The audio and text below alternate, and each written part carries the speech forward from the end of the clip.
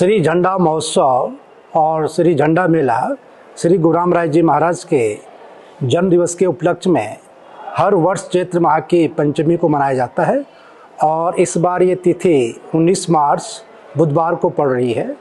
और मैं थोड़ा सा इतिहास बता दूं, श्री गुरु रामराय जी महाराज सिखों के 7वें गुरु श्री हरराय जी के ज्येष्ठ पुत्र थे और उनका जन्म पंजाब में सन 1646 को हुआ था और सन 1676 में श्री गुरु रामराय जी महाराज पंजाब छोड़ के इस दून घाटी में आ गए थे। यहाँ पे उन्होंने अपना डेरा डाला और इसी कारण इसका नाम कालांतर में देहरादून पड़ा। तो श्री गुरु रामराय जी महाराज को देहरादून का संस्थापक भी कहा जाता है और उनके जन्म दिवस के उपलक्ष्य में एक बहुत बड़ा समारोह यहाँ पे होता है। उन्होंने जो धर्म ध्वजा यहाँ पे सन 1676 में स्थापित की थी, उसी स्थान पर विशाल का झंडारोहण होता है। जो ये झंडारोहण होता है ये और झंडों से थोड़ा सा अलग होता है। जो ध्वज दंड है ये साल के वृक्ष से बनाया जाता है और इसकी लंबाई लगभग 90 फुट होती है और इसकी एक निश्चित माप होता है। जो नीचे सबसे इसका बॉटम होता है ये 32 इंच का होता है और ये 32 इंच लंबाई 50 फुट तक ऐसी रहती है। उसके बाद हर 10 फुट पर 2 इंच कम होती है और जो इसका सबसे ऊपरी भाग रहता है इसकी गोलाई 5 इंच होती है। इस पर संगतें जो हैं रंगीन वस्त्रों का आवरण चढ़ाती हैं जिनको गिलाफ कहते हैं। ये 3 तरह के होते हैं। सबसे अंदर जो है सादे गिलाफ चढ़ते हैं और इनकी संख्या 41 होती है।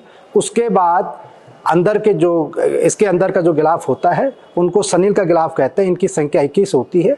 जो सबसे भारी आवरण वस्त्रों का होता है रंगीन आवरण, ये मलमल का कपड़ा होता है और इसको दसनी गिलाफ कहते हैं, ये संख्या में 1 चढ़ता है।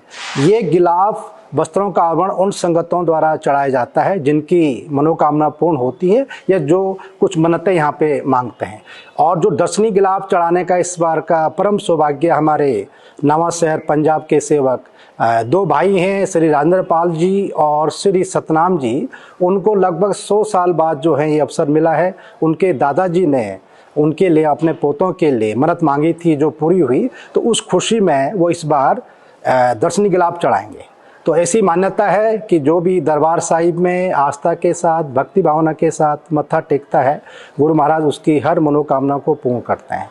झंडारोहण का जो मुख्य आकर्षण है, दरबार साहिब का जो पश्चिमी द्वार है वहाँ पे एक चबूतरा है, तो वहाँ पे ध्वज दंड को फहराया जाता है।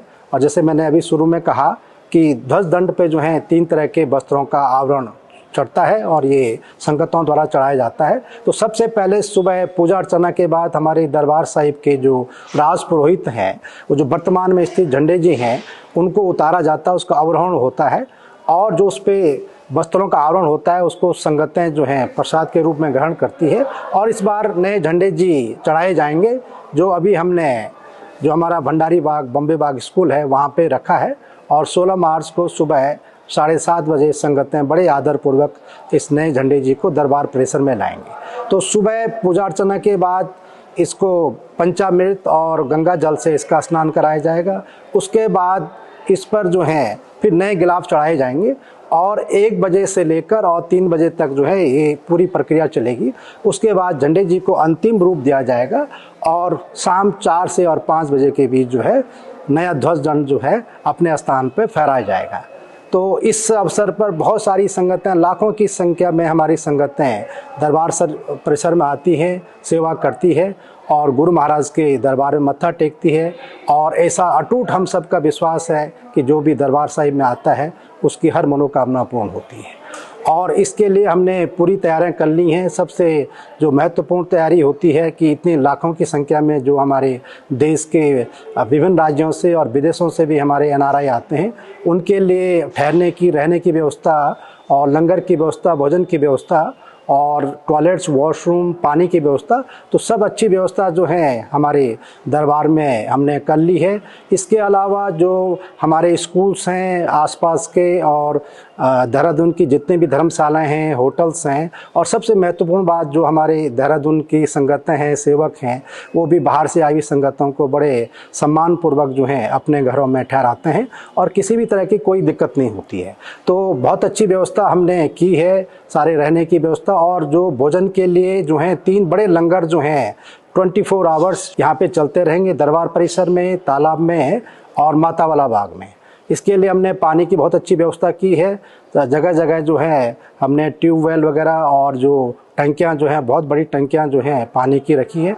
और इस संदर्भ में संगत से विनती भी करना चाहूँगा कि जैसे पानी की बड़ी समस्या है, कमी है, तो पानी का बहुत ही उचित उपयोग करें और जो ज़रूरी हो उतना ही प्रयोग करें। उसके अलावा साफ़ सफाई का, स्वच्छता का जो है विशेष ध्यान रखें।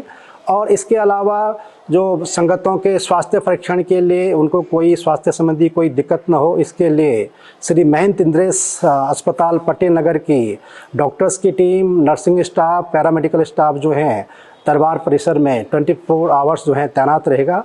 उनकी जांच करेंगे और स्वास्थ्य के बारे में जागरूकता अभियान भी चलेगा। इसके अलावा ब्लड डोनेशन, रक्तदान शिविर भी यहाँ पे संगत के लिए हम आयोजित करेंगे। सुरक्षा के लिए जो है हमें पुलिस प्रशासन का पूरा सहयोग मिलता है।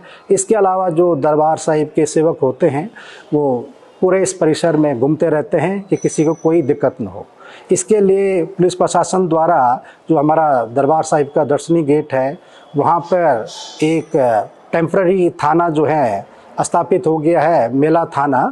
और इस बार हमने उसको एक नया भवन वहाँ पे हॉल बनाया है, जैसे कि पुलिस के जवानों को पूरा मेला परिसर के मॉनिटर करने के लिए कोई दिक्कत नहीं होगी और सारी सुविधाएं वहाँ पे हैं। तो पहले से प्राचीन परंपरा रही है कि झंडारोहण के एक दिन बाद झंडे जी पंचमी को चढ़ते हैं, तो सप्तमी को जो पुराना देहरादून नगर है उसकी संगतें जो हैं परिक्रमा करती है।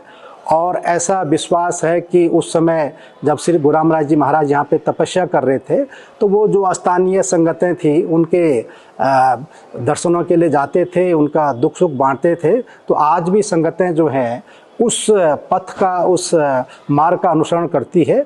तो ये परिक्रमा जो है